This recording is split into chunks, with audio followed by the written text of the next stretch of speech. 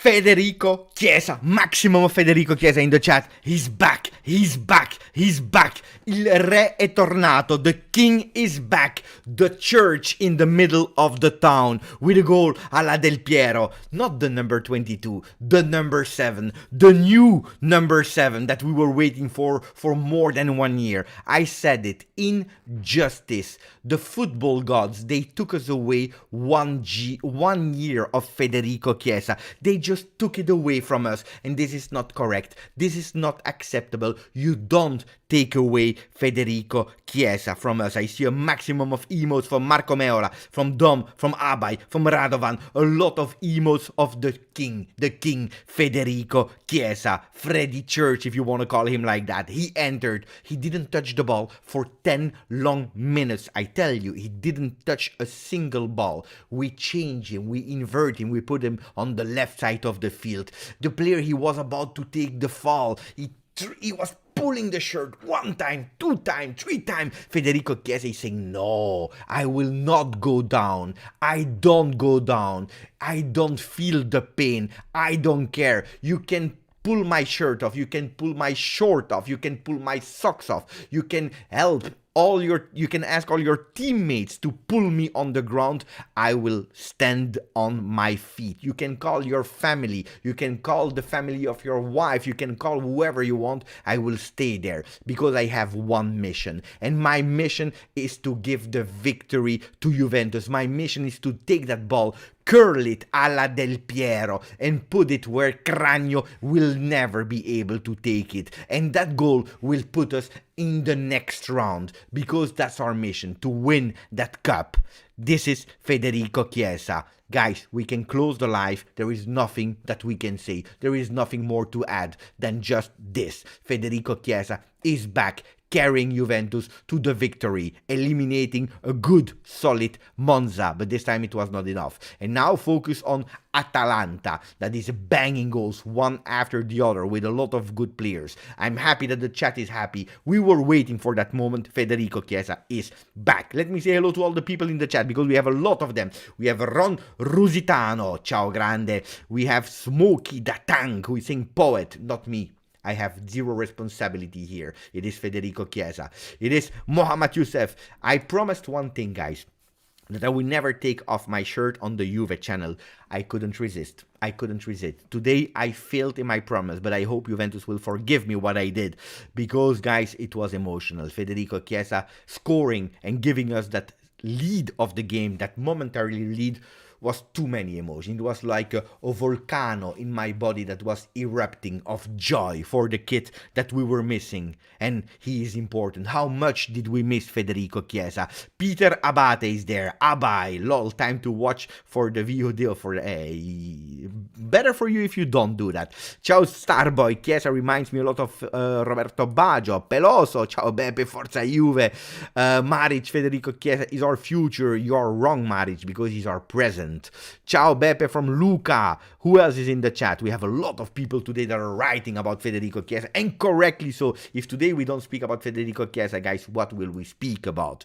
We have a lot of things to speak about, because was it a perfect game of Juventus? No, I already anticipated. No, it was not perfect. The second half was not good, not at the level of what we are expecting and what we deserve. So I'm not happy at all with the second half of Juventus. But first, let me speak about the good things, and the good things is the victory with a goal of the number 7. I want to say hello to everyone in the chat. I want to take you and give you a kiss, like Steve Cano, that goal that traumatized me for the rest of my life. I'm sorry, because he was live, he watched it. Mahmoud is there as well. Di Santos, Beppe, we need to recall Cambiaso. I want to speak about McKennie, because McKennie was fantastic today again. No, I'm exaggerating. He was solid again in that position. Better than in his original position. Simply amazing. Stavros, Calcio Favs. Chiesa has the grinta and the volontà, the will that no one else on the team embodies. pity that we will not meet Inter in Coppa Italia final. We can only meet them in the semi-final. It's true. And we can't also not meet Napoli that has been eliminated 2 days ago. Who else is there in the chat that we have to say hello to? Yaksa, but also Bogdan. Bepe's reaction on Twitch today was priceless. I'm sorry for what I did, guys. Disaster. We will go to everything that we saw today with the starting lineups, with the average position, with the good things that we saw, with the bad things, with Ealing Jr. for the first minute there, for the first time in the first minute. King Chiesa with a really beautiful donation. Thank you, my friend. Really appreciate it. King Schiano. I love when the stadium screams Juve after the game. We needed it. The game, the stadium was not full. It's a game on a Thursday in a really, really cold Turin. It was +1 and it went down to -2. Coppa Italia, we are playing 5 games on 6 this month, or the 6 next games, 5 times we are playing at home. It was not full. It is a pity. It should always be full. It is what it is. It was not full, but at least the ones that were there, they were screaming Juve after the game, and we needed that boost. Sono felice. Anch'io lo sono. I am happy. This is the message of Kaushik. Again, thank you for your donation. Really, really, really appreciate it, my friend. Next gen is developing. Well, before entering in all the good and bad thing of the game, look, if I'm showing you really fast here the lineups, the starting lineup: Perin, Gatti, Rugani, Danilo, McKennie, Paredes, Fagioli, Miretti, Ealing Jr., Sule, Moiskin. Sule, Ealing Jr., Miretti, Fagioli are at their first season with Juventus in first team, and we have to add also Federico Gatti. 5 players for their first season at Juventus, and I have to say that they played quite well. Miretti a bit less good. Yes, I agree. I was expecting more from Miretti. He did some beautiful movements, but not enough. And that's also why he was the first one to be subbed out, because he was not in his best game ever. But don't forget, when analyzing, especially the first half, that 5 of them are at their first real season of Juventus. It's not 1, it's not 2 that you are implementing in a team that is doing super well. No, it's 5 at the same time. So I have to praise also the coaches, both of them, Landucci and Allegri, that made these choices. Sule and Fagioli solid is the message of Ron Rusitano. Can we start maybe immediately without waiting too much with something that we appreciate on the channel? It means giving our opinion on who is the man of the match of today. So we go with content. We go to live. I'm setting up. You know that I'm always switching from one to the other. And then we go with the first poll of the evening. I need 4 names, guys. Man of the match. I want to put, of course, Federico Chiesa because of his fantastic goal. I will give me the possibility to put 1 name there as well. I want to put Weston McKennie. I need 2 more names. 4 times Chiesa. Jim. Chiesa, McKennie. Paredes played a beautiful game. And a lot of people are saying Danilo, Sule, Di Maria, Gatti, Keane. I will go with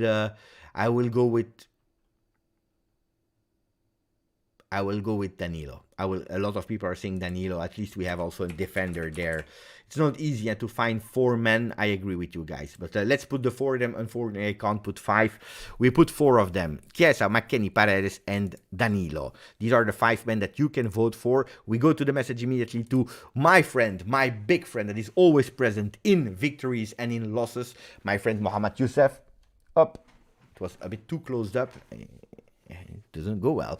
Mohamed Youssef then is saying Di Maria, Chiesa, type of player that never fall down no matter what. Both made big difference today. This player, Grinta, we need. Look, before again entering, because we didn't play well. We are here. Happy more for the goal of Chiesa, more for the return of Federico Chiesa. But there is one thing that we can say is a team like Juventus with a bench like we had today changes the world, because we win it with our changes. And who are our changes? If you put in at a certain moment Locatelli, Locatelli, Di Maria, Chiesa, guys, Locatelli, Di Maria, Chiesa, especially these two offensively, at a certain moment I was about to collapse. There is Di Maria that is going with a Rabona on target, Cragno disgusting. I hope he will concede 10 goals next game. Why is he not just giving justice to the football world? Why is he not just letting that ball go into the goal? I think it's really disgusting what he did, saving the Rabona from Di Maria. This one had to be goal. That you're saving the shot on target from Moiskin that is eating that second possible goal, his brace, I can understand. You're doing your job. But if you're stealing from us, football fans, the possible Rabona goal of Di Maria, I don't agree. I don't accept, because guys, it's crazy. And I totally agree with the donation, with the beautiful message from Mohamed Youssef that is saying these kind of players is what we need. And also, and I want to add on that message, is also probably what we missed. Don't forget that, because it's easy to say, Juve. These players were not there for an entire season. Chiesa was absolutely not there. Di Maria, how many matches did he miss? At a certain, I tell you the truth, when I saw him sprinting after the ball on that left side of the field at a certain moment, I was scared. Because I was thinking this guy will again have a muscle injury because he's fragile. With us, unfortunately, he's made of glass. Well, he resisted, and if we have a Di Maria and a Chiesa in that form, adding a Dusan Vlahovic, a Paul Pogba, I'm not saying from the first minute that everyone needs to play. Cuadrado is important there on the right side of the field. Even if he had a really bad season, he's still important there on the right side of the field. If we can add these type of players, guys, I'm not saying that we will win the Scudetto. We are far away, and Napoli is playing way better than us. But you have the qualities to change whatever game. Because today we saw it. After 10 minutes that they entered, from the 70th minute on, we went crazy with our players. 77% of the people are voting for Chiesa. 77, of course, he has the number 7 on his back. It makes totally sense. Whoa, we are amazing on paper. That's the problem, on paper. Our young stars performed well today. Di Maria, McKennie as a fullback. Well, no.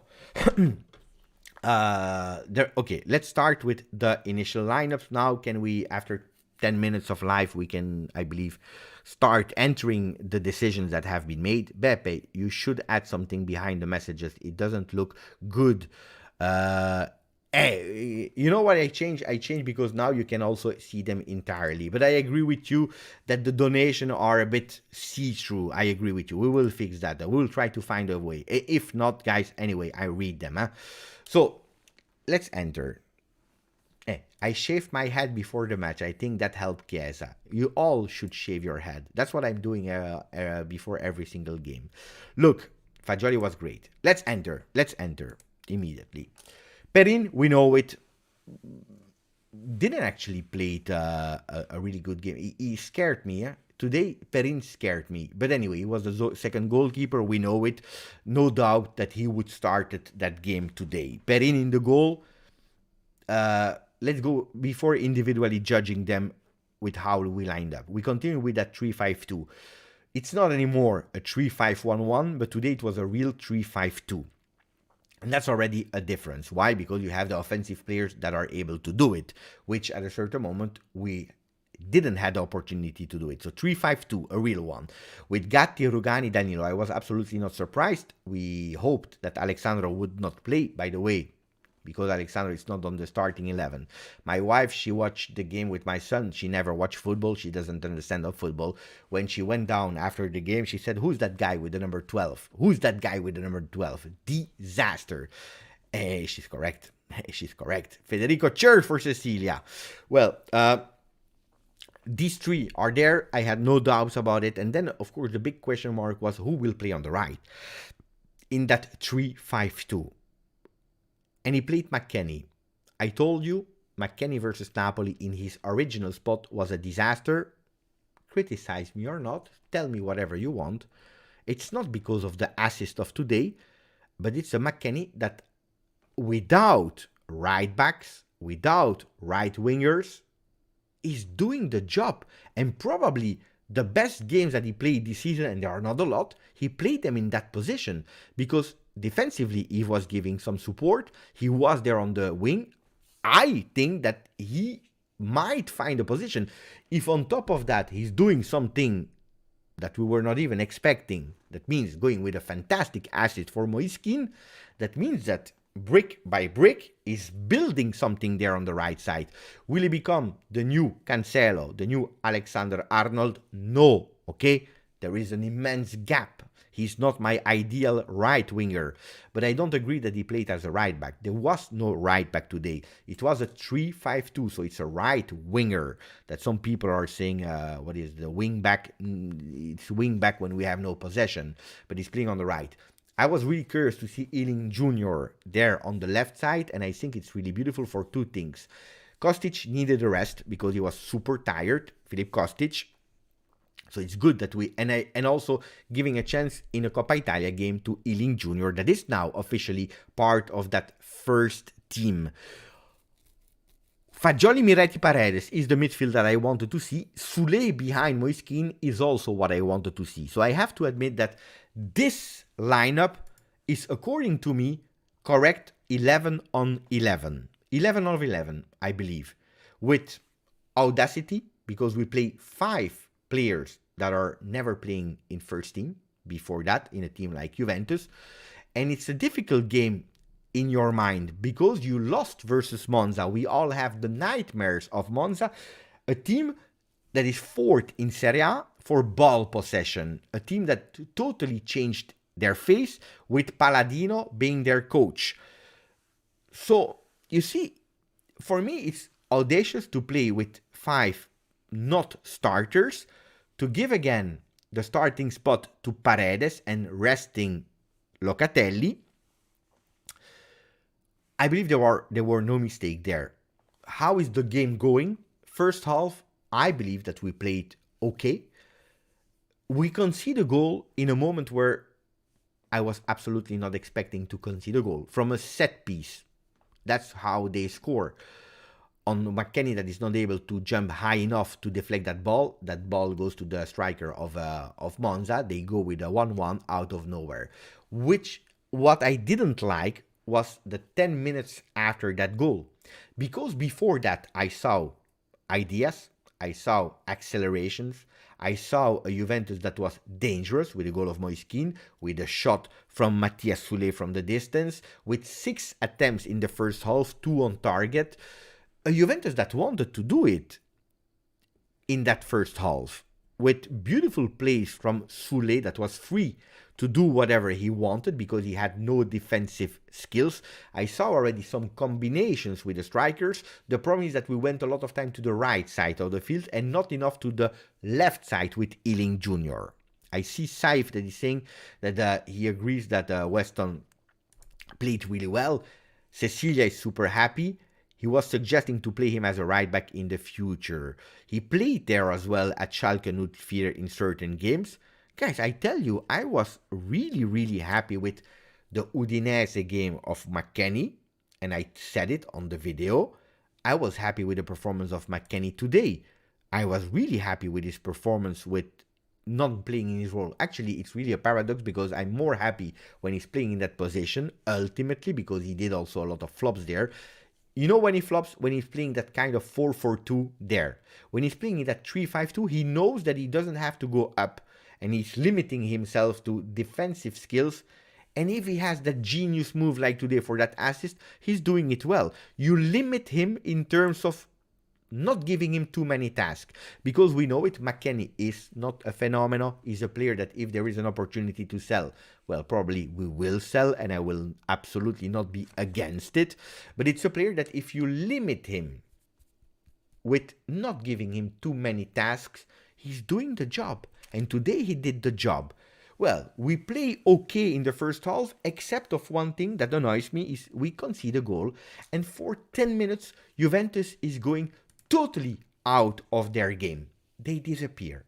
And it's the ball to Monza, with attacks of Monza, with Monza putting us in difficulty, with Juventus that is taking that ball and putting it far away and giving every time to time, taking that ball and giving it immediately to Monza, something that we can't accept. It's not okay because you are playing versus Monza, and Monza is not Napoli, is not Inter.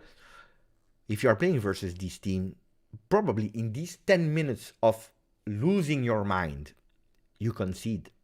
You concede. And if that first goal of Monza is coming a bit out of nowhere, well, the second one will probably be deserved because you clearly see that a team like Monza in our stadium is mocking us. And I don't accept that. This is not okay. We have to react faster if we concede a goal. Look, guys, conceding a goal is part of football. It will happen. It always happened, and it will continue to happen in the future. You can't have every single game with 0 goals conceded. It is impossible. You can't go with 38 goals in Serie A without conceding. So my big worry there, my big question is, it's okay. You concede a goal and you play like you started the game. It's over. You concede. It's too late. You can't do nothing about it. Okay, start again because you were doing beautiful things. And now we had to wait the 33rd minute to start again, seeing Juventus putting their head out of the bed and saying, okay, we want to play. Jafar is going with Ealing Jr. MVP. Let's analyze the first half of Ealing Jr. I tell you what, I was curious. He gave me beautiful answers. Ciao Mohamed El Shahali, El Tactico in the chat. He gave me beautiful answers that I was waiting for. Thank you for your donation, Jafar. Really appreciate it. So let's speak about Ealing Jr. because of your beautiful gesture towards me and the channel. Well, he starts, he's fast.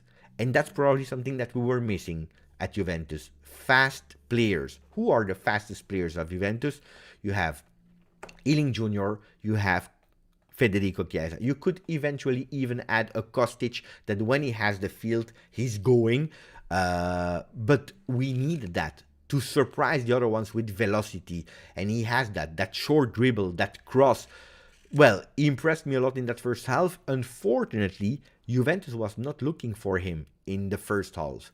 When we did, he did well. Why didn't we look for him? Because we were compact there on the right side of the field with Sule, with McKennie. Probably that assist of McKennie gave them even more the intention to go on the right side of the field.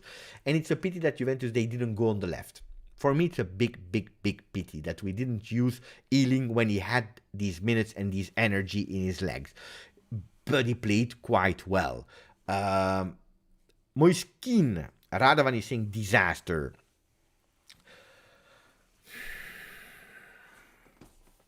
It's a strange player to analyze, or the performance of Moiskin today. He scores immediately. That unlocks him, that gives him still continuity in his good moment, because we are speaking not about the first strikers, guys, and we are speaking about the third striker, probably the starter in Coppa Italia versus Monza, yes.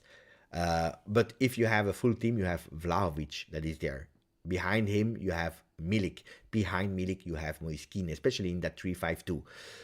Well, if you tell me it's your third striker that is able to score you these goals, important goals, I'm happy. On the other side, it's true that a lot of time during the game, he's able to fight physically. Yeah? Physically protecting the ball is a skill that he has.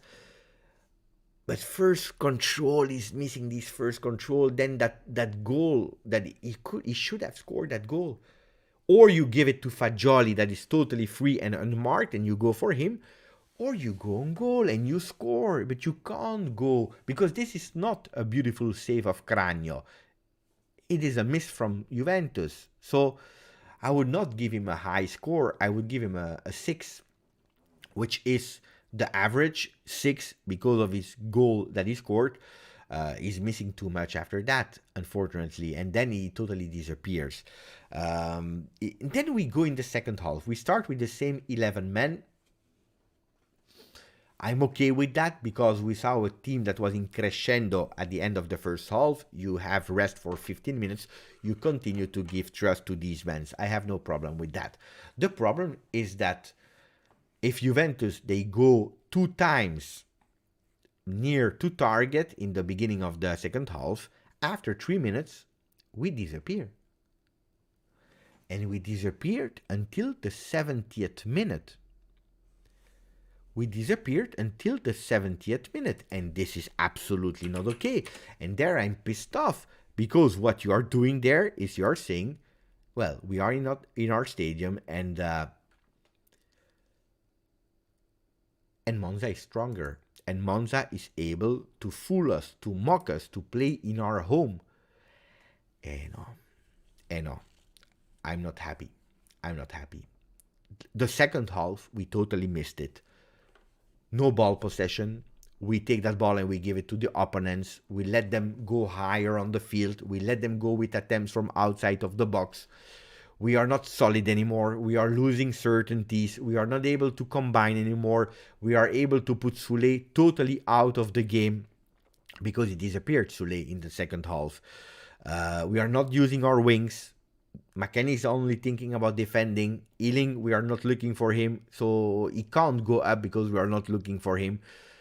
Really bad. Second half was really, really bad. Atmosphere was dead. Well, I tell you the truth, Veritas, I watched the game without any audio, so I can't confirm. I spoke about the fact that we were a bit off in terms of capacity of stadium because not a lot of people traveled in a really cold night.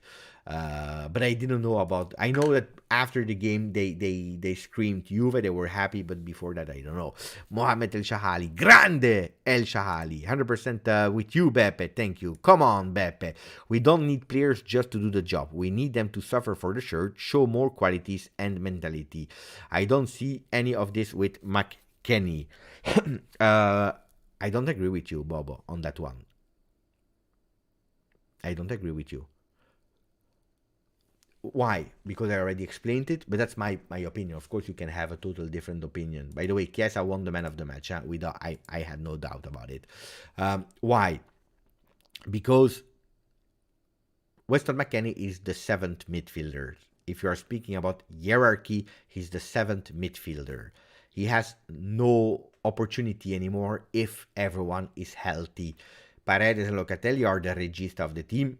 If Locatelli has to go up, he can also play as a box-to-box. We have Fagioli, we have Miretti, and you can't give up on Miretti. That is a 19-year-old kid that needs to play, needs to do mistakes, needs to really enter and see what he's capable of. You have Rabiot that today was not there. Pogba, when he will be back. Weston McKennie played a horrible game there. He was totally confused versus Napoli. When is he playing as a right winger versus Udinese and versus today versus Paris Saint-Germain, also that 45 minutes where he scores. And today, I have to say that he did his job. Then, guys, I totally agree with you that if you tell me you have the possibility to sell one player of Juventus that can bring you a bit of cash in, Weston McKennie is on the top of my list. I agree with you that he's not a phenomenon. I agree with you on a lot of things, but I don't want to blame him today because today he offered what we were asking to him. Defensively, recuperating the ball, paying attention. He was really accurate and more accurate than usual on that right side with 87% after the first half in terms of pass accuracy. He gave a fantastic assist, but it's not the player. His role today was not to go up and to enter the box. What we were used to see from him in the beginning. He was running, he was chasing. I saw him pressing on a lot of players.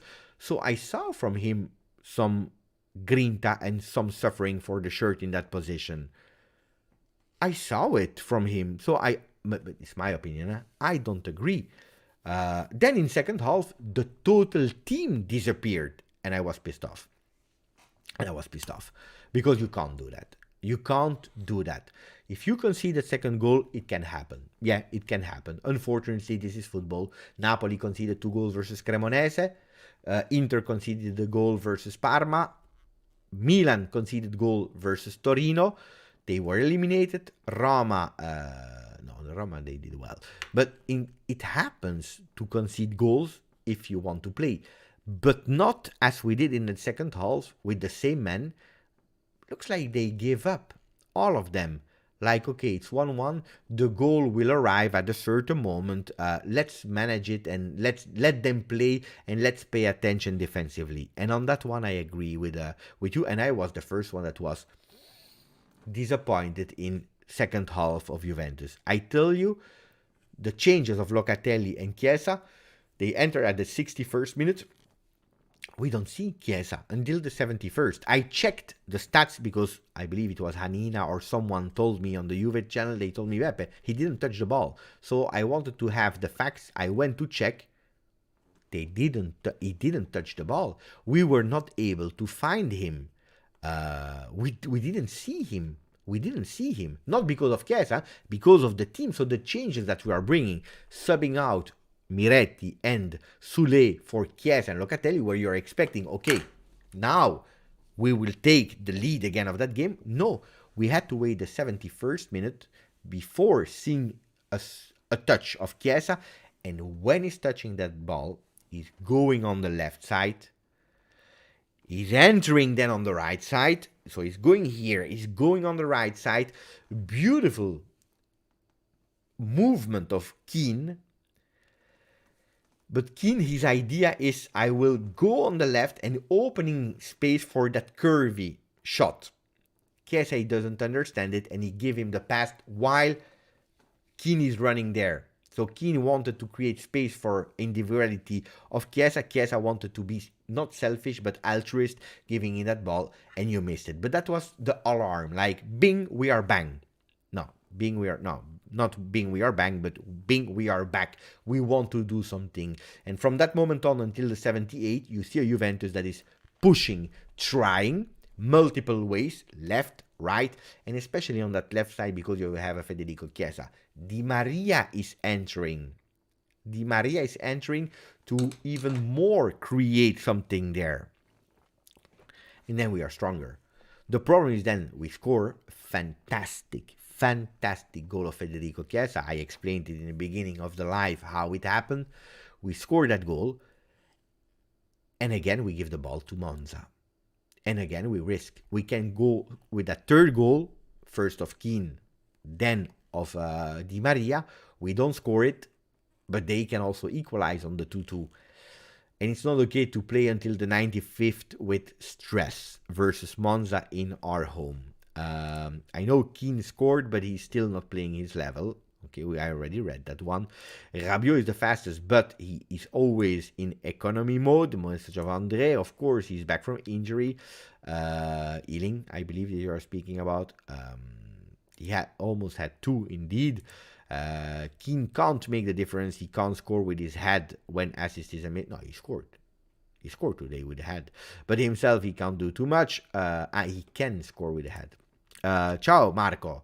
Landucci ball. Well, Landucci ball. I said 4-1 in the beginning of the game because we are used to 4 goals of the teams of Landucci. It didn't happen. We have a new sub on the channel, Bronze RX, and I'm really happy about it. Thank you, Bronze RX, for subscribing to the channel. It's always a real honor to have people that are giving me the trust to continue to sub, to put that button. I don't know if people are also doing it with the likes, because I don't know if we have a lot of likes. 158, not enough. But anyway, apparently you're not happy about the goal of Federico Chiesa. I am. Milik went on target, guys. It's a defender that was in front of him. But not only that, because Radovan is even going a step further with membership. 2 months for Radovan. Thank you. Becoming a GJust friend. Beppe, we need to cure our long-term illness. Stopping at 1-0 and giving the ball to the opposition. This is something that on us for a long time. I agree in certain way, in certain games. I don't agree in the game of today, because today we didn't stop after the 1-0. We stopped after the 1-1. And that's even more strange. Because if you stop after 1-0, we saw it a few times in this season, and it should not happen, because 1-0 is absolutely not enough. You can manage a bit the game, why not? Because running 90 minutes, you will be exhausted. We know our physical condition, you will be totally exhausted after 60 minutes. So managing some minutes of the game, I understand them. But not reacting after a 1-1 is something that for me, it's totally not understandable. That makes me angry, but seriously angry. I don't understand. Matt Rev, I think Dusan and Paul fit in the squad. We have a great mix of top players and young talents. I still don't understand Paredes. What do you think, guys, about the performance of Paredes? If we can go to some individual stats of Leandro, I will tell you about his individual stats. Player distribution. At first half, he was the player with most touches, and indeed he finishes that first half again, that game with the most touches, 74. He dropped, and you clearly see it, 46 touches in first half, 74 in second half. 74 in total. So he can't double it. Why? Because Juventus, they didn't have a lot of balls in that second half. 70 for Danilo, Federico Gatti 64. So the top three remains the same after first and second half. Weston McKennie there with 54, 80% pass accuracy. Leandro Paredes, because that's the one that we were speaking about, 88% pass accuracy. It's a bit lower than his standards. We are used to a bit better from Leandro. Attacking, he's not there. General, let me check what he did in terms of general stats. Paredes, 2 duels, he lost both of them. Total dribbles, 2 dribbles, but he missed them. 7 duels, he won 3 of them. Possession won 7 times. Together with Danilo, they were the one that recuperated the most possession. We don't have to pay attention. Attenzione, because Dino is telling us some news for Atalanta. Difficult that someone could eventually recuperate. Quadrado is the one that has most possibilities, but not even for Atalanta. So apparently Romeo Agresti is telling us that for Atalanta we will not see De Sciglio, Bonucci, Quadrado, Vlahovic and Pogba.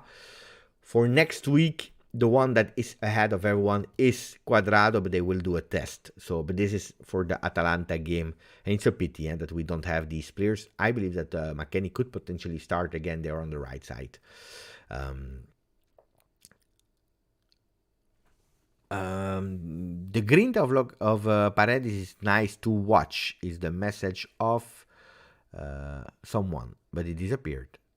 Alejandro, Paredes played okay. Leandro is precious. He protected Di Maria for us. You saw, Izzo again, disgusting player. What a disgusting player. What a real disgusting player. Mamma mia. I hate Izzo. Look at the average position. Juventus is in black dots. Okay. If we go to the... Can we go to first half? I can't. I have to make it bigger, maybe. Even bigger. Bigger. No, I can't. I can't go with the first half only. That's a pity. That's really a pity. Anyway, what do we see? A real 3-man defense. Gatti, Rugani, Danilo, Ealing Jr. That at the end is still quite high if we are regarding to McKennie. You see the difference? Higher. Ealing Jr. with the authority, with the possibility to go high. McKennie more paying attention also because there is a double player here. Carboni and Alessandro. Paredes, real regista. It's a real 3-5. Yeah, 3-5-2 with Sule that at a certain moment, especially in second half, he dropped a lot. Moiskin, only striker up front. Quadrado is better than McKennie. Yeah, I agree, Sasha. I agree with that. We are asking where Mario Raso is. Michael Raso is asked in the chat. Can you please answer? Izzo is, I agree, always has been for a long time. I can remember. Yeah, I agree. Paredes is not Juve material. Same for Di Maria. Oof. That's a bold statement, especially for Di Maria. Look, the Paredes that I saw today, I quite enjoyed the Paredes that I saw today. Touched the most balls, was accurate, went on set pieces that were dangerous when he's able to put them into the box.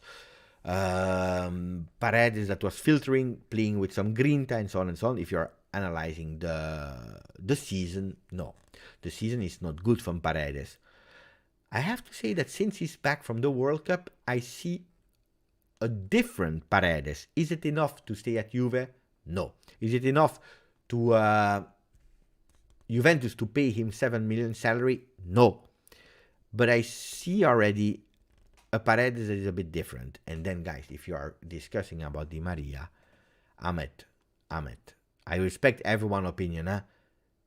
If you are discussing Di Maria, then, guys, I stop. Who can we love? If we don't love Di Maria, I don't understand. If you are telling me, Beppe, Paredes is not Juve material, we can discuss. And I probably agree with you if you are analyzing the season. If you are telling me Di Maria, what do you want me to say? You can't discuss. If you tell me, Beppe, I don't trust the physical condition of Di Maria, that's a different discussion. On that one, I tell you, we saw it, the results are there. He didn't play a lot. You are correct. Maybe it's dangerous to extend him a year. If you're telling me that it's not Juve material, mamma mia, guys. Hey, maybe I'm crazy. Let's ask the chat. It's Di Maria Juve material. Yes? No?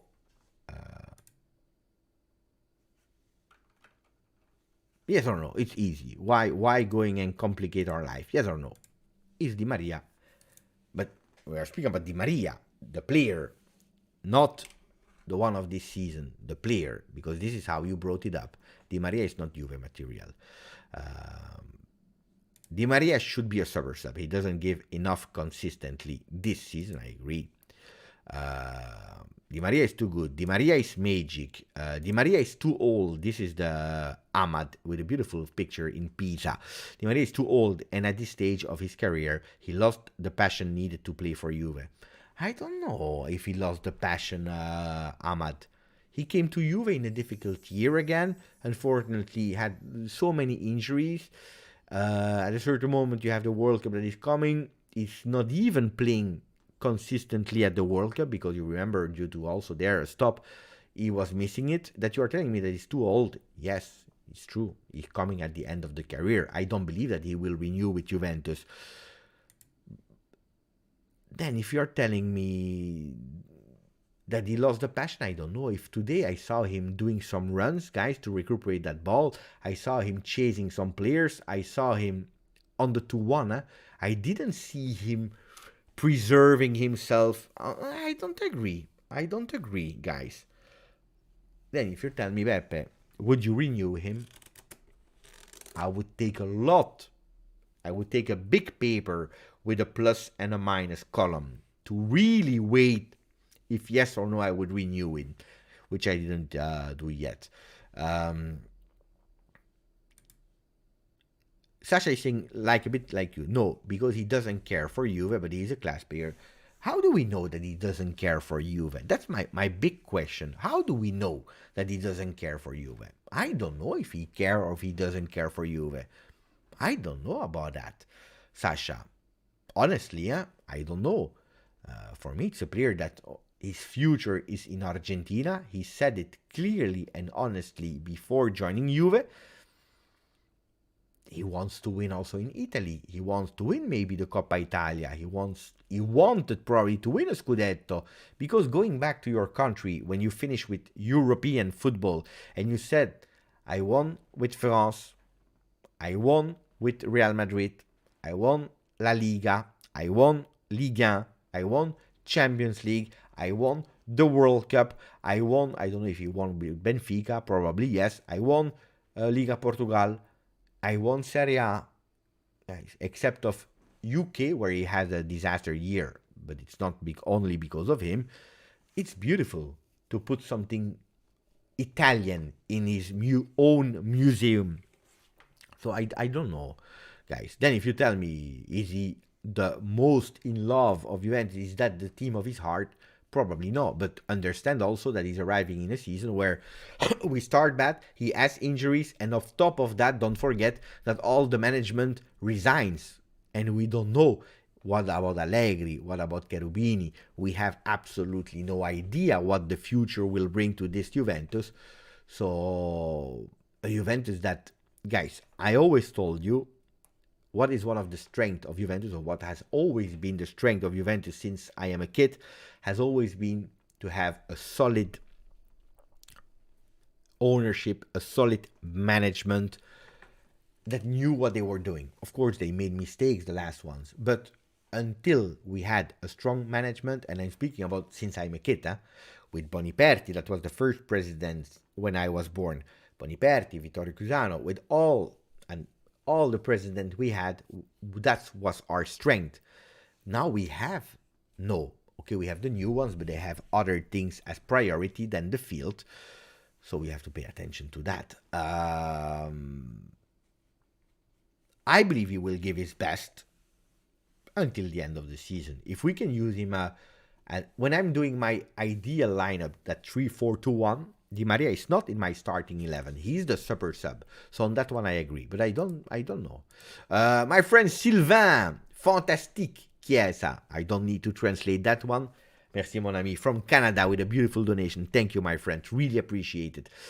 Combativité, that fighting spirit, always at the max, and we need more like him. Beautiful victory. I am sick in my bed, but my team made me smile, made me happy. Look, Sylvain, it's an honor. You are sick in your bed, that you are here on the channel thinking about Juve.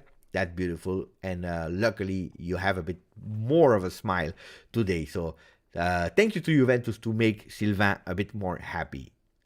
How do you say speedy recovery, mon ami Sylvain. Sam Mikalev, whoever votes is clueless. Whoever votes no is clueless. But 26%, it's still big, 26%. Marco Meola, he's 100% Juve material. He's too good, he's just not fit anymore. On that one we agree. We agree. BT, as long as we don't depend on Di Maria to do the defensive work, there is no discussion. He can do beautiful things. But that's also something, of course. If you're asking Soulé to do defensive work, you lose a big part of Soulé. Look at the first half of Soulé. He was not Messi. At a certain moment, he's doing a fantastic dribble.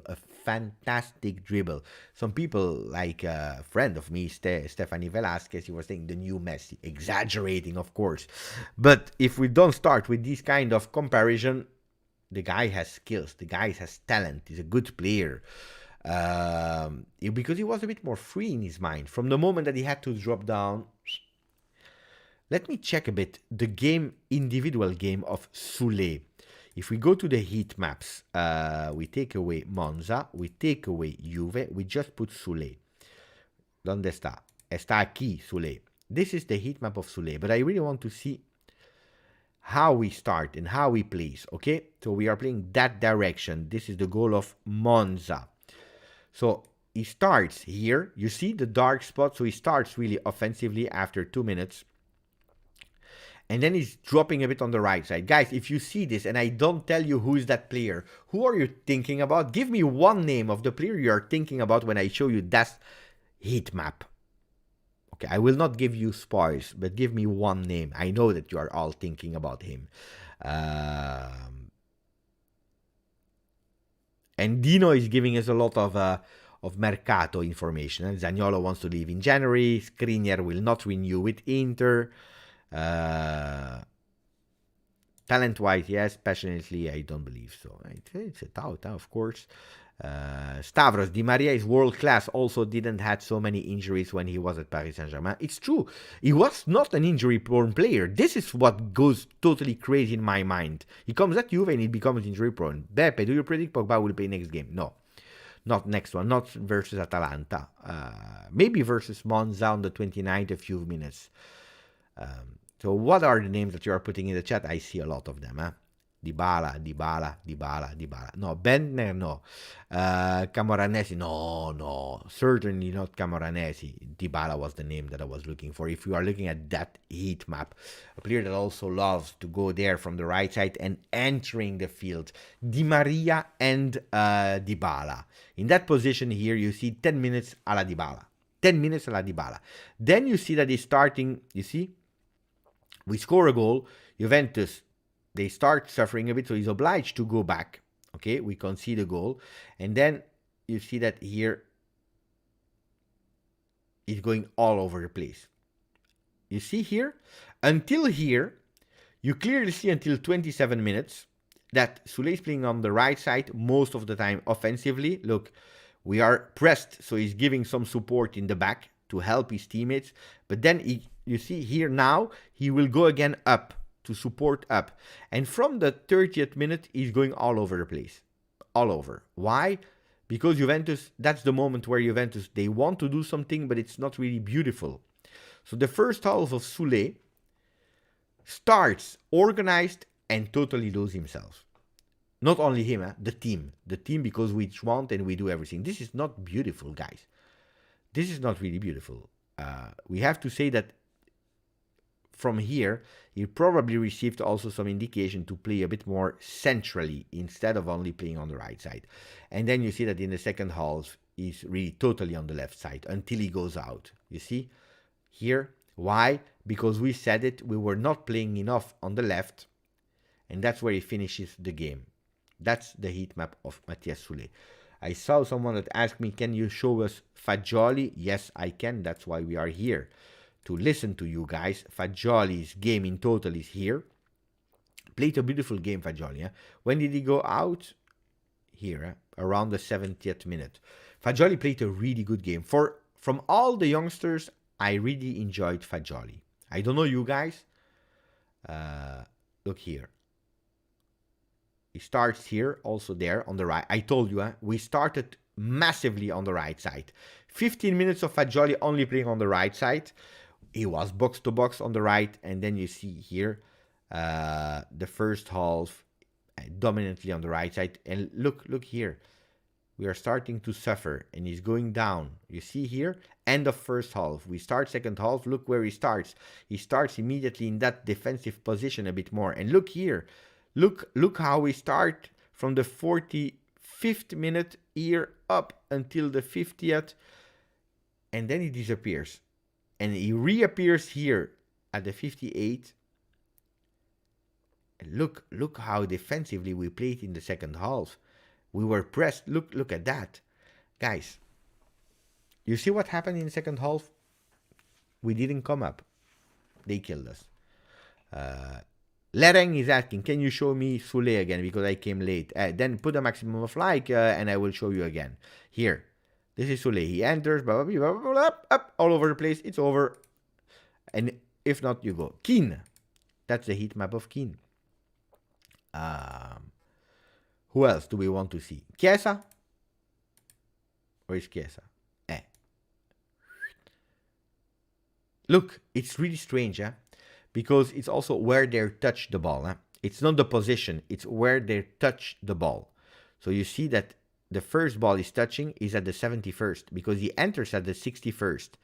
He enters at the 61st here. Look, 10 minutes, he doesn't touch the ball. He's touching the ball the first time here when he's changing side. And there, he's playing there. Boom, boom, boom.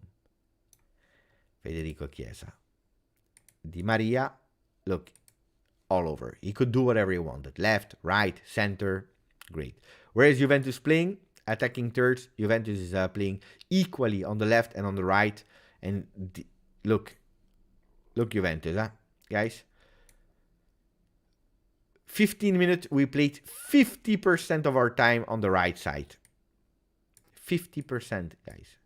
At the end of the first half, we tried to put it a bit more in balance because we started to try to find Ealing and also asking Soulé to play a bit more on the left. But until here, it was a total disaster. And then you see that at the end of the game, we are trying to use both sides. But again, a lot of time, too much on the right side. And it's actually the goal is coming from the left. Strange, huh? Strange. I don't know if it's strange or not. Luca, that chance would have been so great for Fagioli. Ciao, John. Juventus is marching forward, slowly but surely. Anthony, I missed the game because of work, but I'm happy with the result. You missed a fantastic goal of Federico Chiesa. Watch it again, my friend. The beautiful shot of Fagioli was fantastic. That close from the post. I forgot about it, indeed. Indeed, Starboy.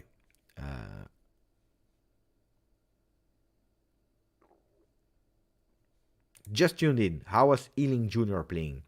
Well, we were saying he clearly no 90 minutes in the leg, but I was really happy with Ealing Jr. because I was waiting answers for him from the start, and he gave me what I was looking for.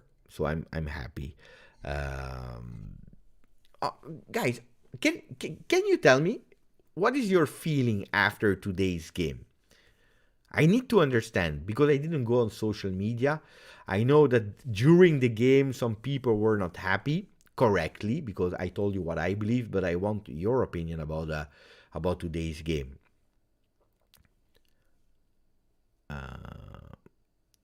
Lereng, are you happy with the formation? Because players like Di Maria are good at right wing. No.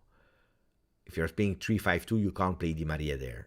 And Chiesa, we saw him playing 3-5-2 on the right side versus Napoli. Disaster. I mean, disaster versus teams that are pressing or having possession. And now we think about Atalanta. It's a team that they score. Look, there are in 2 games there are 13 goals that we can analyze.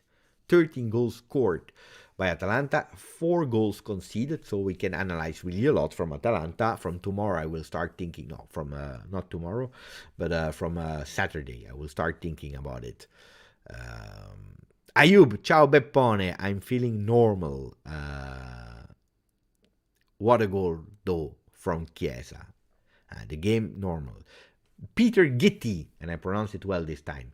Beppe, do you think next gen has the capacity to produce 60% top tier players for the first team? Yeah, because yesterday we were speaking about it with Andrea Agnelli. He said between 50 and 60. You have to balance that comment between what you want, what you believe, and what will be the necessity, the obligation to do. And then we go again to that Premier League dominance, UEFA, and so on, where unfortunately you will be obliged, because you can't go anymore on the market, because normal average good players, average plus players, teams, they will want only to sell them to Premier League, because Premier League, they are overpaying all the players because they have the money, they don't care. So you will not be able anymore to buy and sign normal players, and that's why you will have to grow your youth academy. And this is why Juventus, they anticipated everyone 5 years ago in Serie A to create these second teams.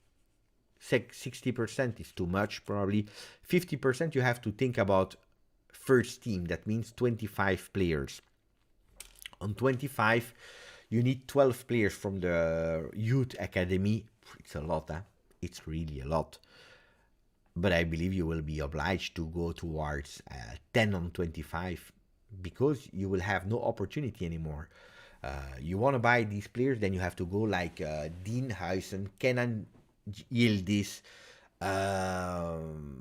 these players that you are able to spot in youth academy somewhere else, to bring them not for the first team but for your youth academy and develop them.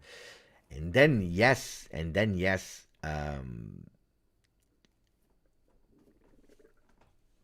but it will take some time, huh? Personally, I love a late win.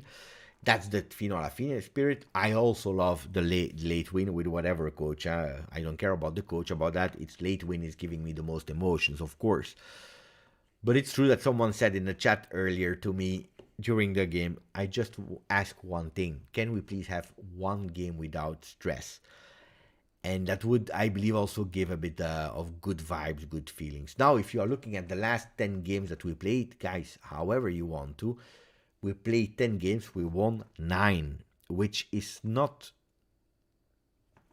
a given. It's not you win. 9 games won on 10, losing versus Napoli, that we have to be honest, and we said it without shame, they are the strongest one of Serie A. They are a top team at the moment where everything is succeeding, where everything is going fantastically well for them. They were stronger than us. I'm not looking at excuses. Black on white, they are stronger. They have a better play. They have healthy players, and this is a praise to them, not an excuse. But except of Napoli, where we lost a lot and too much, and this was not acceptable. We are winning. Then you're telling me, yeah, but it's only with 1 goal of difference, but at the end we are winning. I prefer to win with 1 goal of difference than losing and being eliminated with a 3-0 here and here and here. Kamal, waiting that I can pin that message from Kamal. Merci mon ami. Thank you. Message from London, I like. 5 more likes and we have 200, guys. Would be beautiful. Let me check the question of Kamal, because these long questions, interesting, I like them. And after 1 hour, you know that we can speak also about a bit more various things. There is something that is annoying me here and I need to fix. It's here. The big kiss from Weston McKennie today. Here we go. I need to fix. There was something that was annoying me. So, Kamal is asking, Beppe, it's a question, but it's not about the game. How can Serie A and La Liga compete with English Premier League with the continued growth of the Premier League in financial terms, where bottom teams are financially able to compete with Juve? Mamma mia, that's a question, you know. When you start asking me these questions, guys, I'm for 30 minutes, you know, that I go with a rant. You have to understand one thing before the haters will tell me I don't know what. I am not blaming Premier League for what they achieved. Instead, I am praising what they did, because they did really, really well.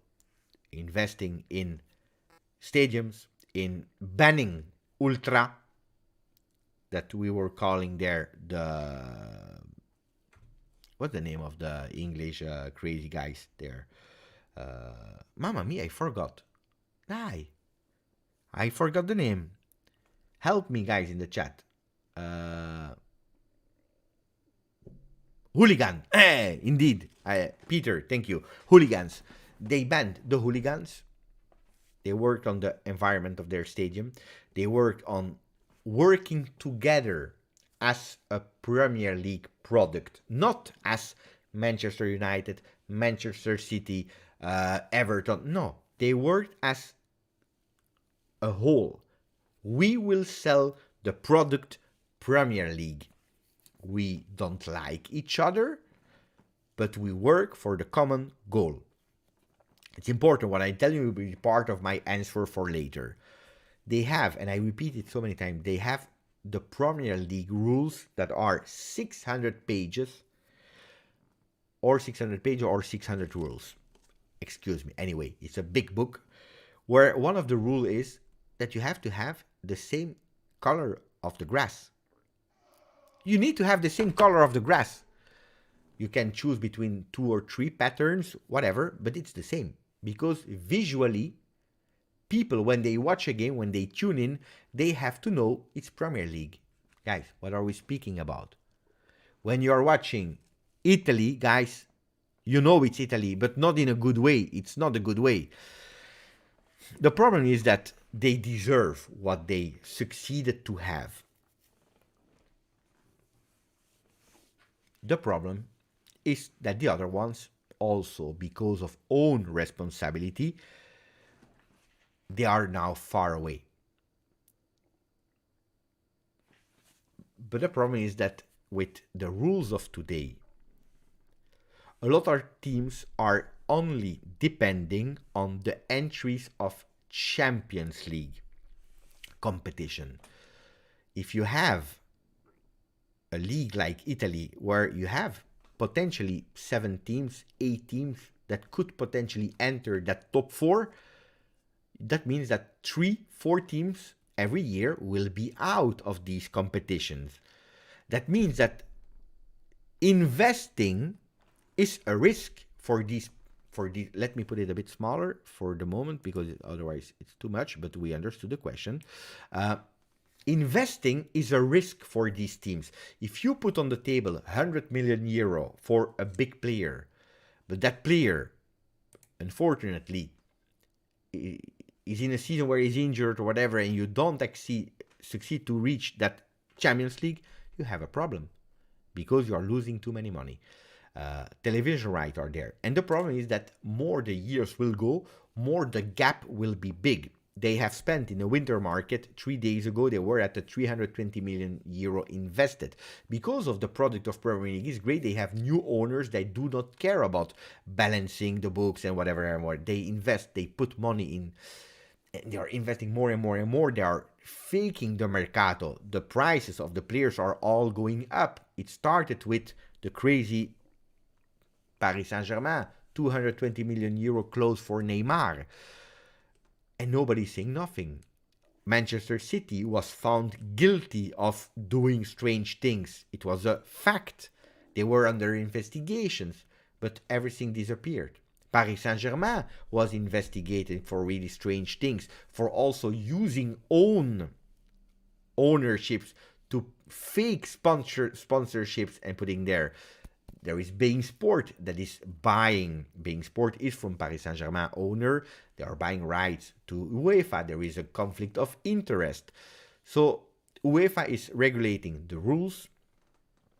They are also the one that gives the punishments. They are the ones that are controlling. They have the monopoly in the competition format. It's really difficult. So there are a lot of consequences why we are here, and a lot of consequence and a lot of reason why we will not be able anymore to catch them. I will tell you even worse. And I will make you sad, Kamal. In 5 years, in 7 years, Serie A will be Eredivisie level, Jupiler League level, but not only Serie A, La Liga as well, Bundesliga as well, Liga as well. And everything will go towards Premier League that will become, or is already, but even more, will become the NBA of basketball, where everyone, they don't care about basketball in Italy. They don't care about it. They don't care about basketball in Greece. They want to go to the NBA. And this is what's happening. And what is happening is that the money that they are earning in Premier League, also from the bottom teams, will be so high in difference with other ones. Look at Bournemouth. They are able to do an offer for Weston McKennie. That was our starter today. That was starting versus Napoli. Bournemouth, Aston Villa, Fulham. These teams, they are in Premier League, but maybe in 2 years they will be in second division of UK. Well, these teams of second division, the top teams of second division, they will be stronger than our top 4. They will have more possibilities on the mercato to go to buy. Look at Newcastle. They enter, they change. They are boom, boom, boom, boom. It's difficult. It's really difficult. So how do you solve it? I'm not a genius, but we tried something. And what we tried is actually the reason why we are now in problems. People, they don't believe me. You never, no, not everyone, some believe me, but a lot of people, they do not believe me when I tell them that Cristiano Ronaldo was not bought with the first objective to win the Champions League. Of course, it would have been beautiful. That was also nice, but it was not the main objective. The main objective was that in Italy, Serie A, they don't care about growing. They are happy with their product. They win their money. They are there. They are at the presidency. They don't want to work together. It's a story of manipulating this one, putting down the other one, securing their job, not taking any risk, because if you risk, there is the risk that you fail. So securing, not doing too much. Not doing too much. This is the mentality of Serie A. Well, Juventus, they took a risk because Serie A didn't want to follow. So we wanted to go wider and find new entries financially, because we knew back then in 2018 that that moment would arrive of dominance of Premier League. We already anticipated it. So we said, Italy can't help us. Let's go wider. Let's go broader. Bring in Cristiano Ronaldo. But unfortunately, the risk that you take there, unfortunately, it's not paying back. Why? Because first of all, the first year is disaster. You are eliminated in Champions League. Okay, you change the coach. People tell me, Pepe, Juventus is always the same. No, you dismiss Allegri because you know that the game of Allegri is not entertaining enough. Okay. You try to go for Pep Guardiola. Don't tell me Juventus never tried. They tried to go for the best coach on the market at that moment. Pep Guardiola at Juventus.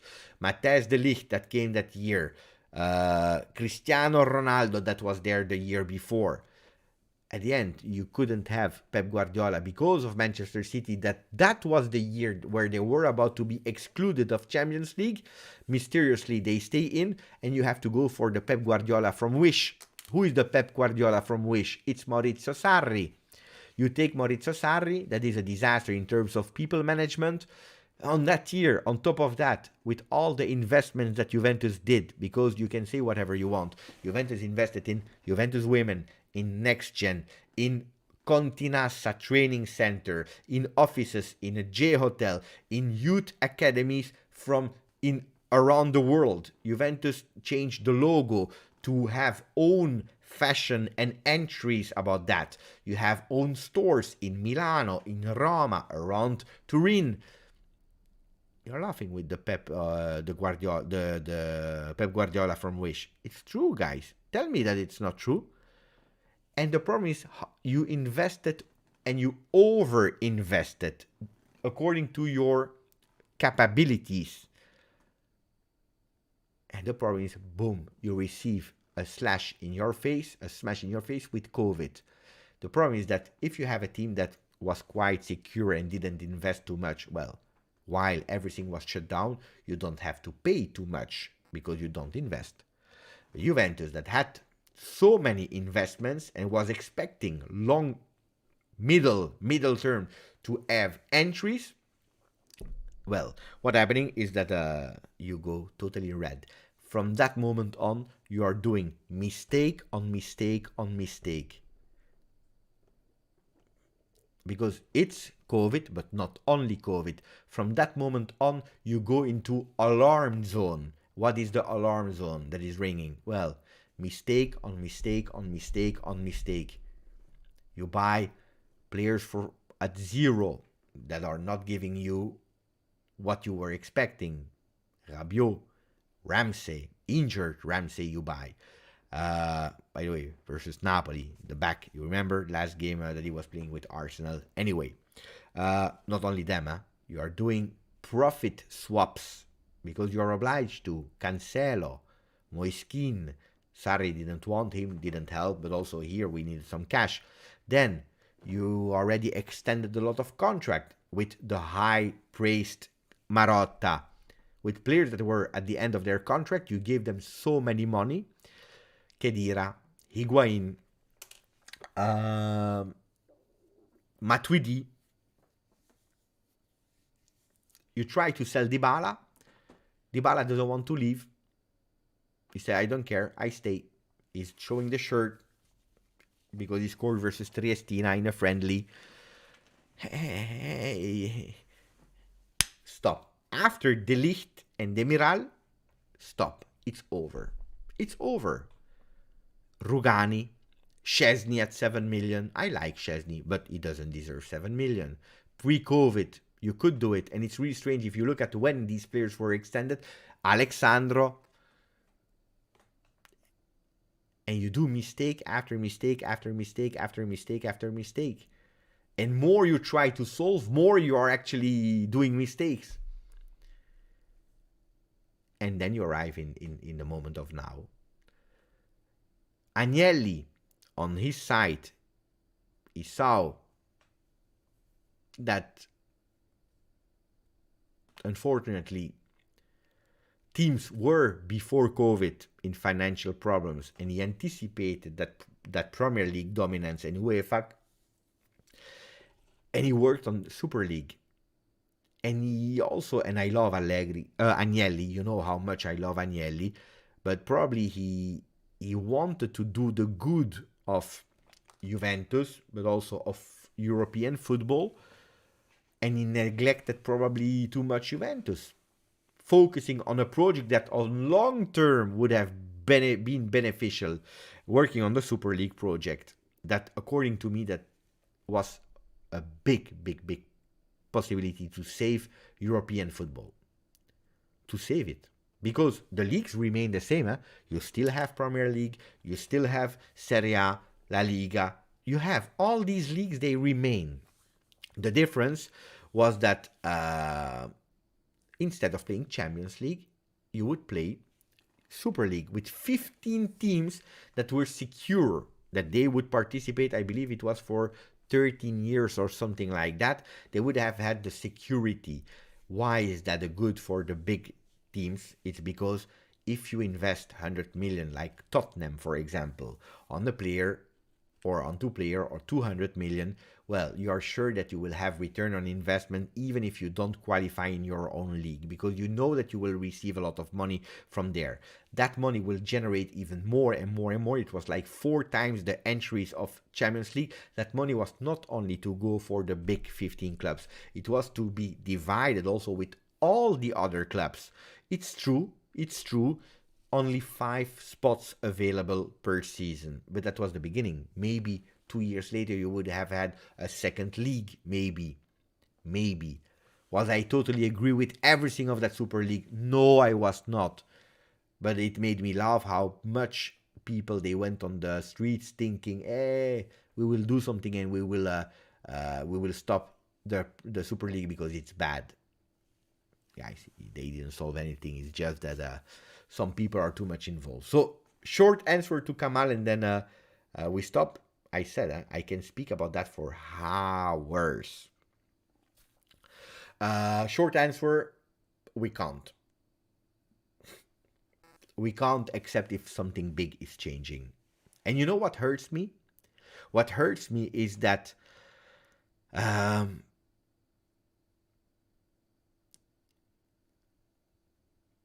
next year, people, they will insult Juventus because we didn't buy and sign this player, because we didn't perform well in Champions League, because we are not at the level of the other teams.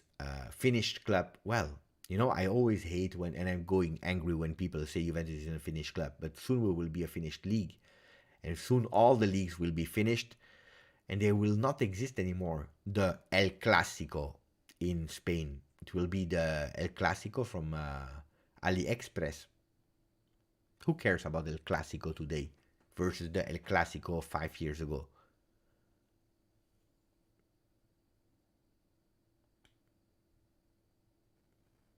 Who cares about El Clásico? It's sad. It's sad. It's really sad. Roma-Inter was a fantastic game years ago. It was a fantastic game. Who cares about Inter-Roma today? If you can see, I don't know, Tottenham versus, I don't know, Liverpool. Guys. Punzara, I didn't see the Al Nasser versus Paris Saint-Germain. It was not Al Nasser, by the way. It was a mix of the best teams of Saudi Arabia. But I saw on YouTube, on Twitter, I saw the nutmeg of Cristiano Ronaldo. I saw the penalty that he scored. I saw the goal of Messi. What I saw was 1-1. Then I don't know how the game ended. I don't know. But I didn't watch. No, I think, guys, what do you expect? I will watch guys, Fabrizio Romano, he was invited there. He was doing Instagram story. He can enjoy it for me. Pessi, great game today. Wait, because our friend became a member while I was speaking and explaining. Kamal, he became a member of the channel. Thank you. Really appreciate it, Kamal. What else? But this is what I believe. Then maybe I'm wrong. But guys, this is what I made out of it. And again, maybe I'm wrong, but I don't know. I think I have a quite objective take on the cause, the why Juventus invested so many money, why they did so many mistakes, because we have to say, at the end, it's our fault. But I believe that if you didn't dare to do something back then, before COVID, you would have died. The only thing is you would have died probably in 5 years instead of 2 years. 5 years instead of 2 years. You would have just slowed down the process. We wanted, and you know it, guys, because it's easy to say, hey, look. It's easy to say, but if you have a baby, I will tell you with easy words, if you have a baby that can't walk, well, if you never teach him how to walk, he will never fall. He will never fall. He can stay there until he's like 20 years old. But unfortunately, he will never learn how to walk.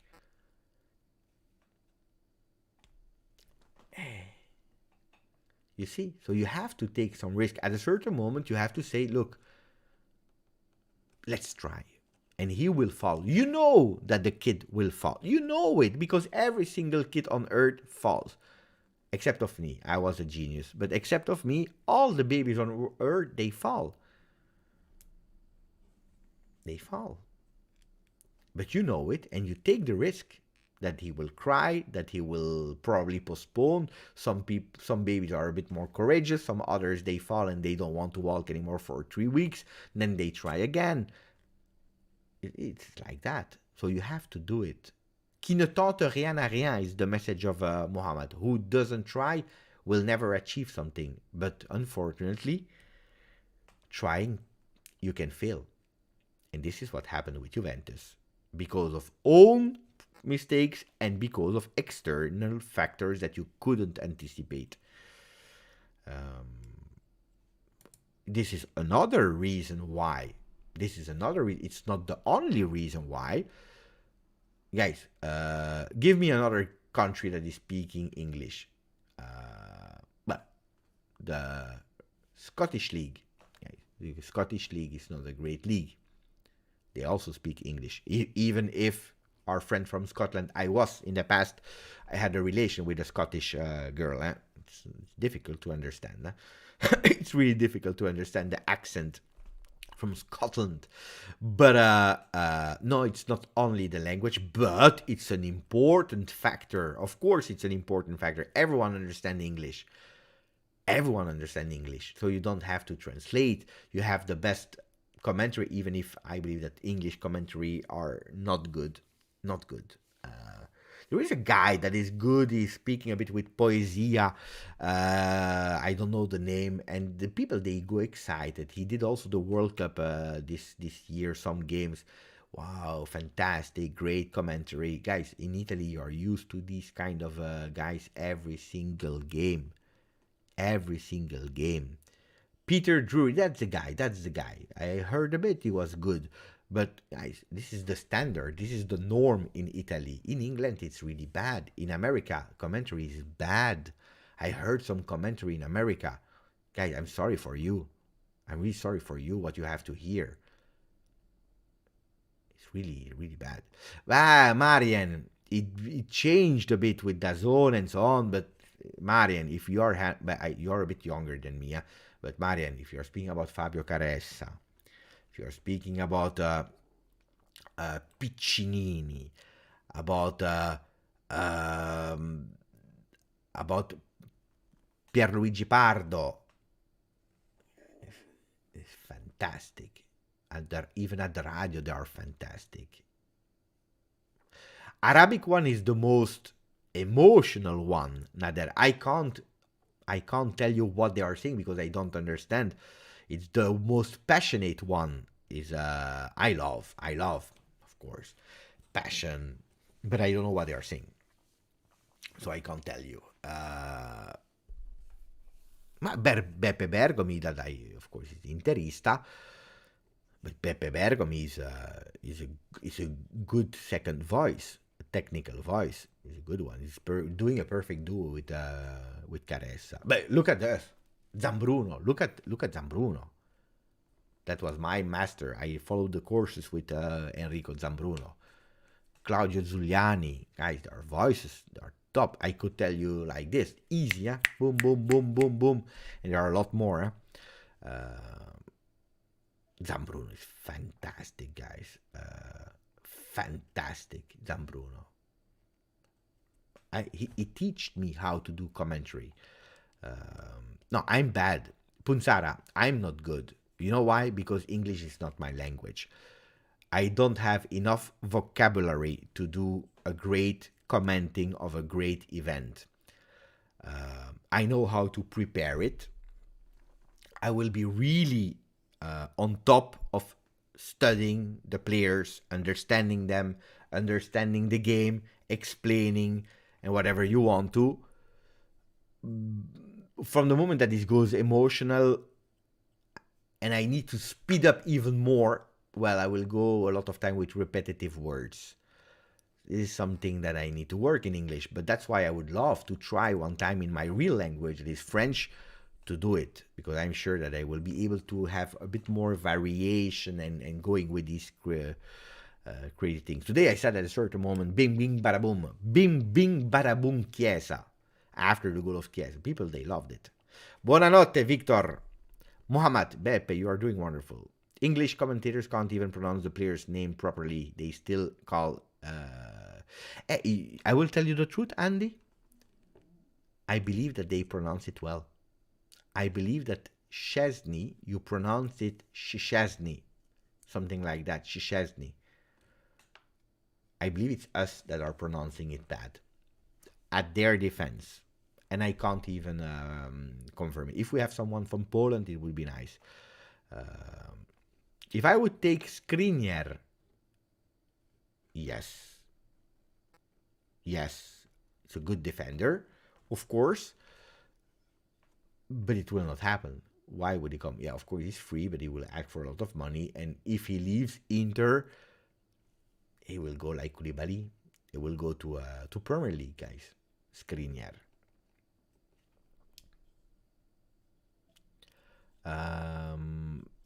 Beppe, we want to hear commentary in French. But I never did it, so I need to do it.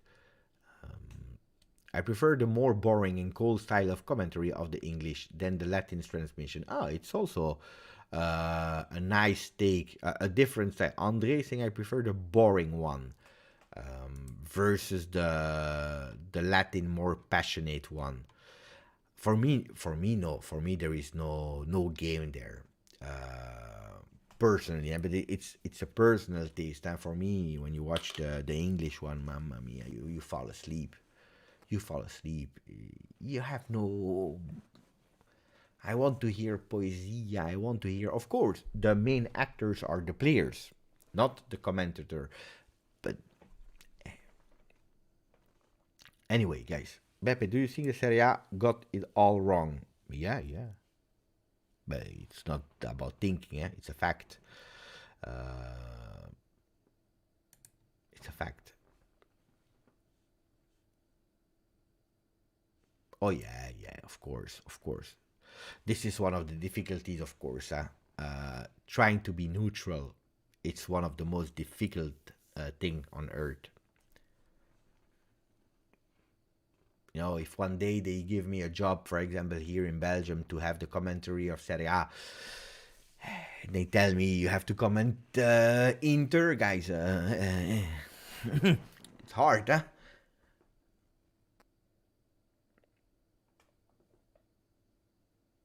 How do you pronounce Ealing Jr.? Well, you know why? Because Ealing, of course, you can go with Eiling Jr. I say Ealing. I'm not even sure if it's Ealing. Everyone says Ealing. So I believe it's Ealing, but it could be Eiling. This kind of thing, I don't know. Ernesto, Beppe, I would love to see more career mode on FIFA. Do you enjoy it? Yeah, of course I enjoy it. Hey, it's time. We are playing again, game after game after game. It's a lot of work. Eiling Jr. is the correct way. One day I will ask him. Beppe, FEGC can tap into Italian hospitality and integrate it into the sport. I know Juve try to emulate Formula 1. I don't understand your message, Peter. What do you mean with it?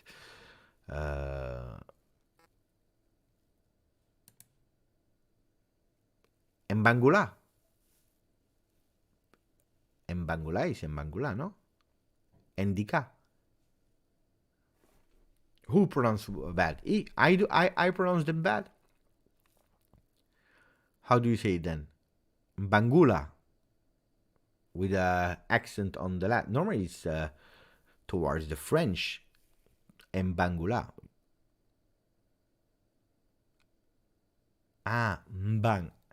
Mbangula.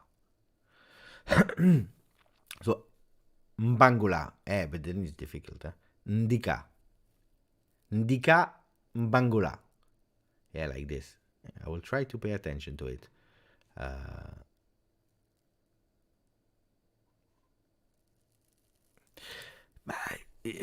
Ale, I understand, but it's hard.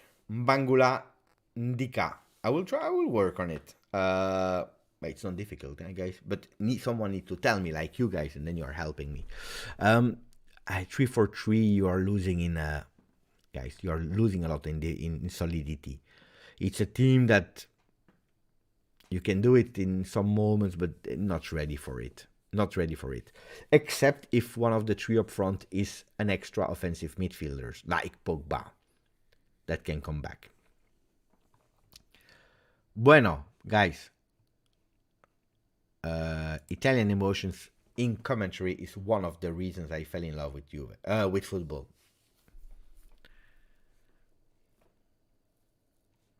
But it will probably leave for free.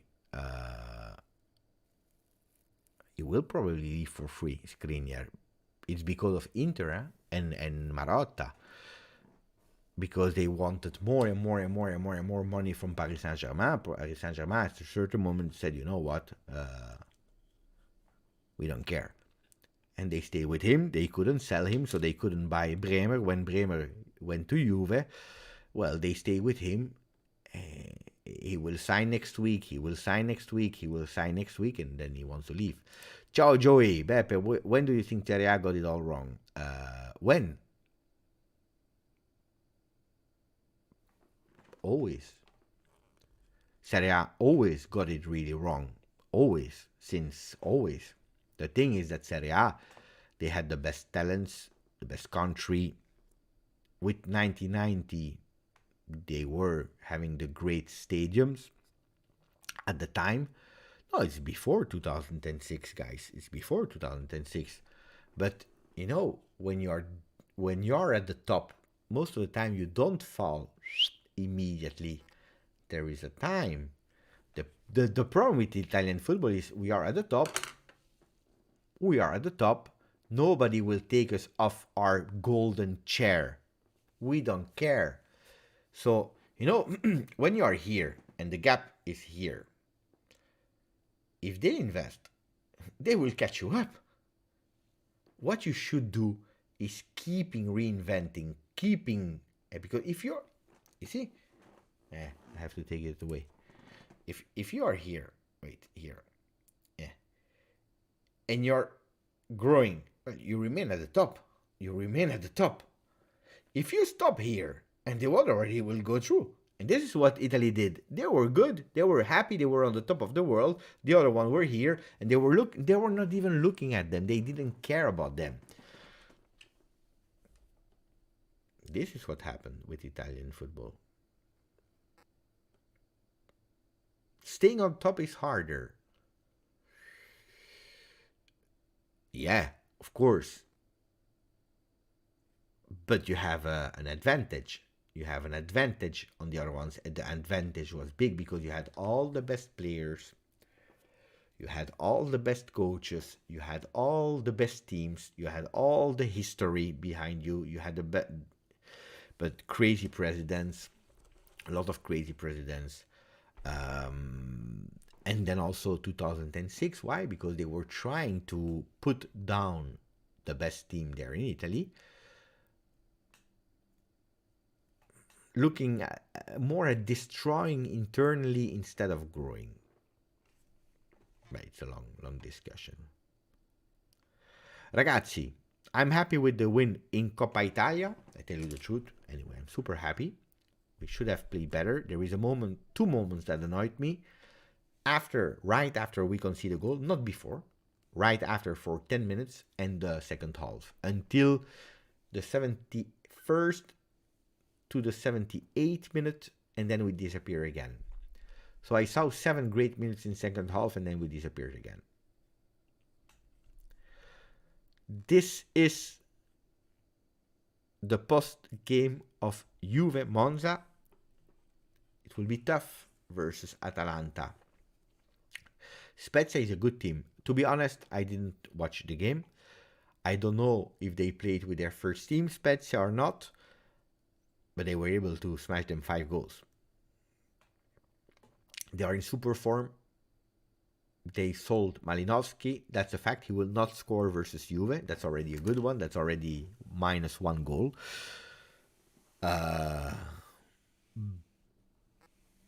I'm curious how we will go with that game, because if you are looking at the initial formation, Szczesny will play, Danilo will play, Bremer will play,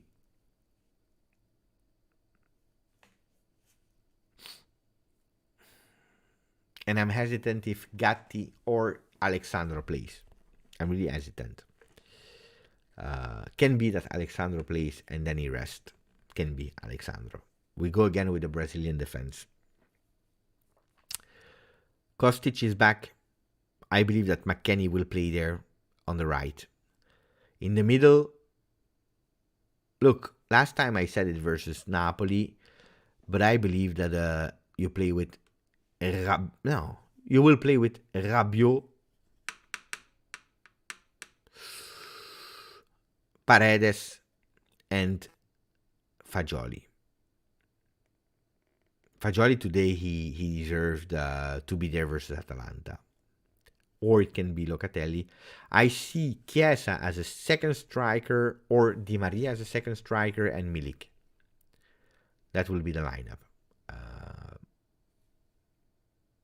Yeah, Bremer was bad. But, I prefer that he has one disaster game and he concedes 5 goals than 5 bad performances where he concedes every time 1 goal. So, but he was under bad. Bad is a beautiful word for the game that he did versus Napoli. Pogba and Vlahovic, apparently the rumors are saying that they will not be there versus Atalanta. There are some hope for Monza on the 29th of... it's a matter of time, but they don't want to rush.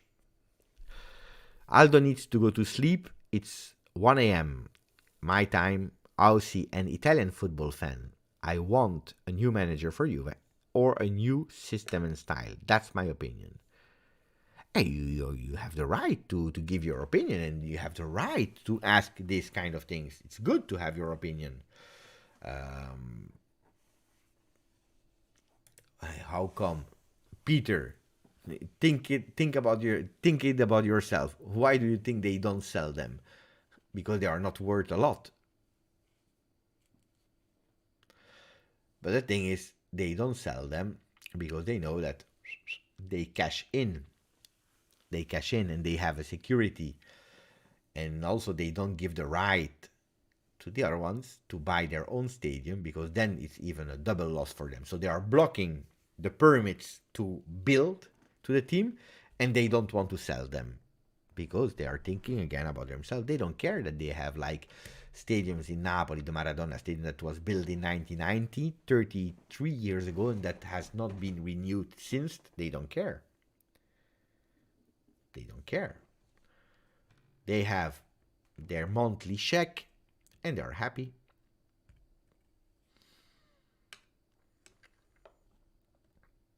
Then you have also teams like Cremonese, because Cremonese bought their stadium, and they didn't even do anything about it.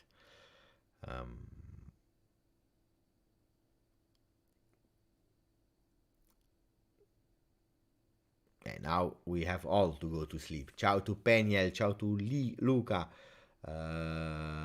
Luca who's saying, what is he? Love your, thank you. Grande Aussie.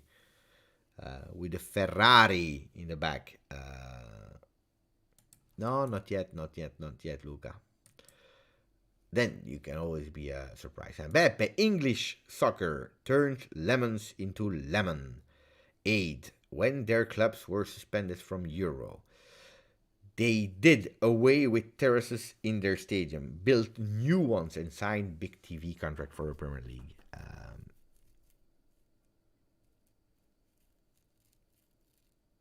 Oh yeah. If you, that's a bit of the history, but they reacted. They did something, indeed. Congratulations for the win. It's the last match from Muhammad Youssef. Don't forget to put a maximum of like if you want to. We need 13 persons to hit 250. That would be really nice. And then we can close. Buonanotte to Johnny, to Styler Z, to Ron Rusitano, to Michael Arteta, Radovan, Muhammad Juventus, Punzara 2007, Joe La Rosa, grande, my friend. I believe I said everyone, all of you guys. We see each other tomorrow. Ciao, Marian.